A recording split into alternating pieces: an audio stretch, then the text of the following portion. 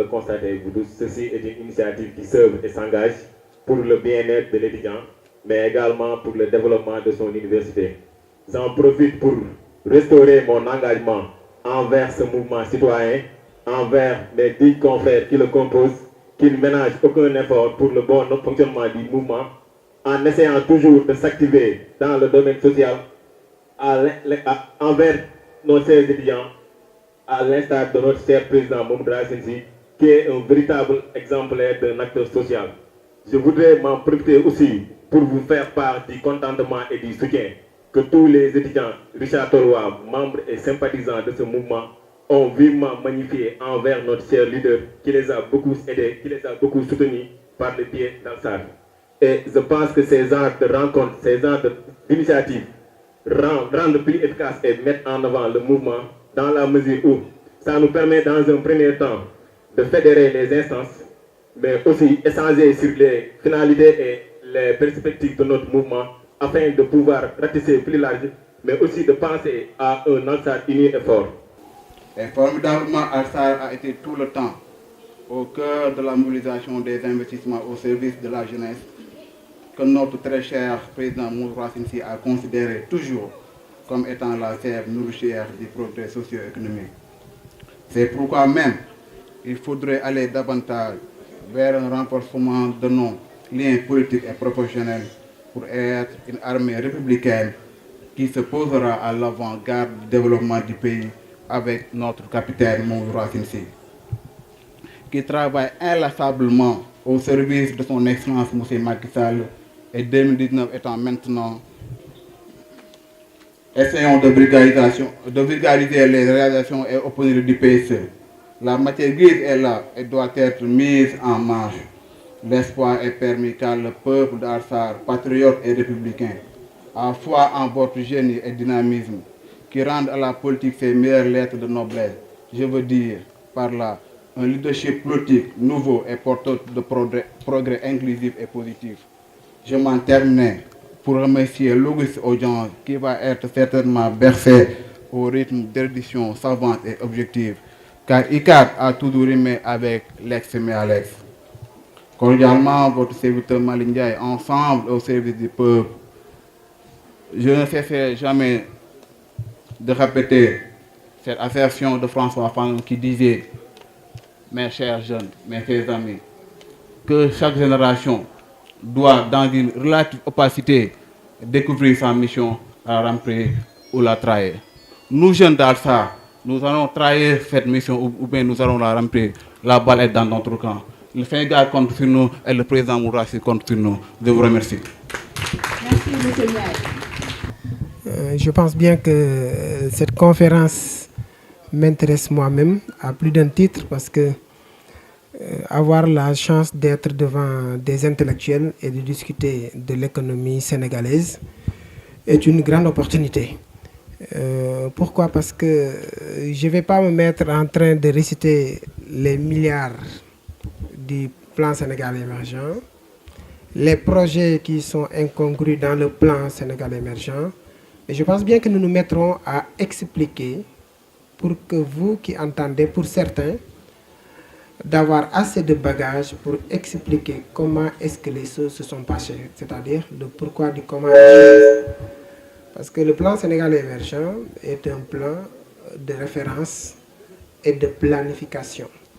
Avant, on avait ce qu'on appelle la stratégie nationale de croissance accélérée du temps du président Abdoulaye Wade.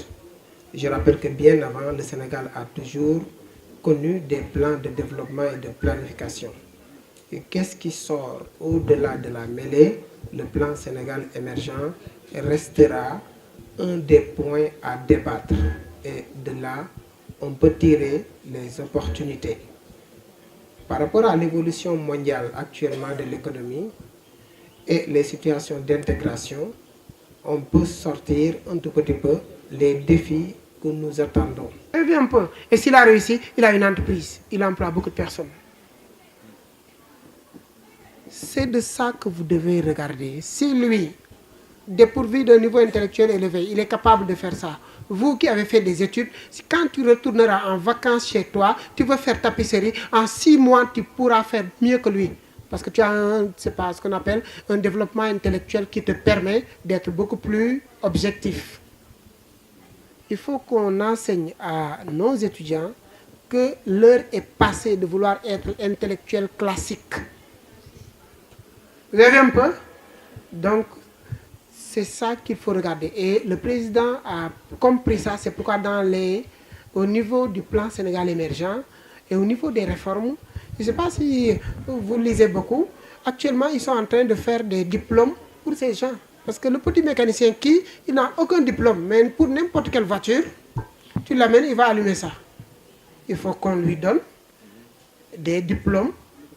On regardera, ça coïncide avec un bac plus 2, on va lui donner des validations des acquis pour qu'il puisse voyager, pour qu'il puisse discuter avec quelqu'un d'autre.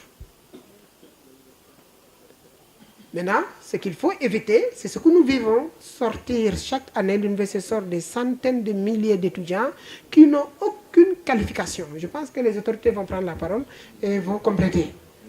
Et que Alsar est en train résolument de se positionner dans l'échiquier national. Et en reprenant un peu la déclaration et la procession de foi de Alsar, qui est portée par Monsieur le Président Mamadou Racine Sy,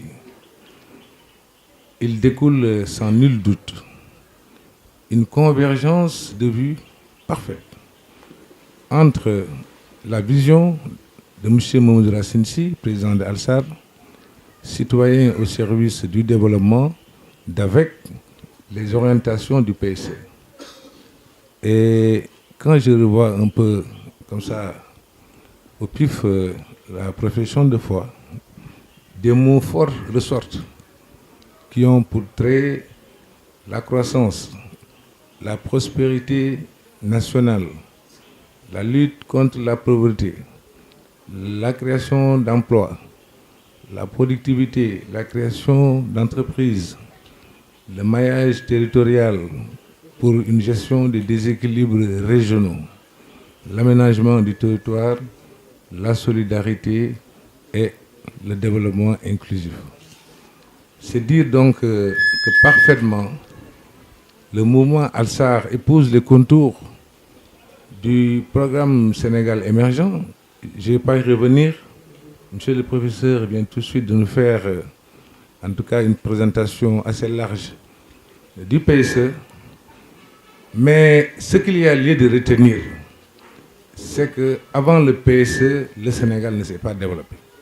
C'est-à-dire, la lecture qu'il faut faire, c'est que de 60 à 2012, ça fait 50 ans, le Sénégal ne s'est pas développé. De 60 à 2012, le Sénégal a essayé toutes les politiques qui n'ont pas marché. De 60 à 50, le Sénégal n'a pas été capable de créer des emplois suffisants pour les étudiants que vous êtes. De 60 à 2012, les populations ont été des populations fatiguées. Des populations qui n'ont pas un niveau de revenu qui leur permet d'être au standard des pays émergents et des pays même en voie de développement. De 60 à 2012, vous vous rappelez, le Sénégal ne pouvait pas se suffire à fournir de l'électricité à suffisance. Les coupures étaient là, qui ont fait que justement il y a eu des troubles sociaux à n'en plus finir. Donc de 60 à 2012, le Sénégal n'est pas cité comme étant l'un des pays les plus grands exportateurs par rapport à ses dotations factorielles. Et de quoi dispose le Sénégal? Le Sénégal dispose de ressources, mais des ressources qui sont des ressources primaires, des ressources naturelles, qui n'ont pas connu une valeur ajoutée lui permettant d'être des produits élaborés. Or, pour se positionner sur le marché international, c'est la division internationale du travail. Pour pouvoir répondre de la vocation d'un pays en voie de développement, il faut se singulariser par rapport à une étiquette. Cette étiquette-là, il faut savoir la travailler. Il faut que le pays soit capable de créer de la valeur. On ne peut pas faire du développement si on ne crée pas de la valeur. La création de la valeur, justement, c'est le leitmotiv de tout un pays qui aspire à se développer. Pour permettre une économie apte à créer de la richesse, une richesse qui doit être distribuée, une richesse qui doit permettre de créer des emplois, une richesse qui doit permettre d'atténuer les insuffisances et les inégalités sociales, une richesse qui doit permettre à l'État de disposer d'une marge de manœuvre pour investir pour aujourd'hui et pour demain. Cela suppose quoi? Cela suppose que les pays soient à même de disposer de ces ressources nécessaires. Qu'est-ce qui s'est passé? Je ne vais pas y revenir, professeur, mais je dois dire, en 2012, les équilibres macroéconomiques étaient rompus.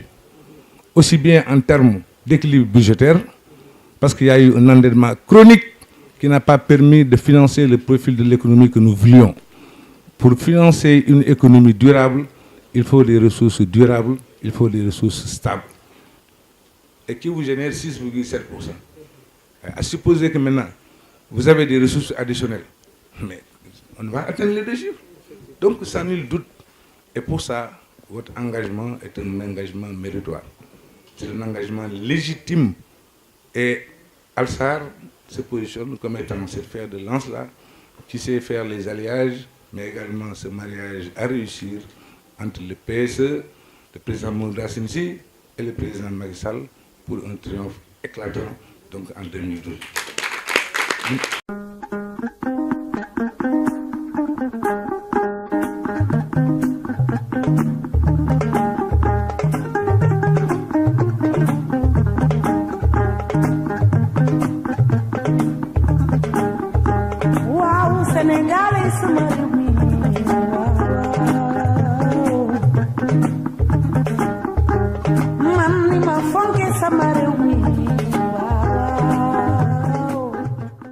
Toute l'actualité sur Sen TV Sénégal.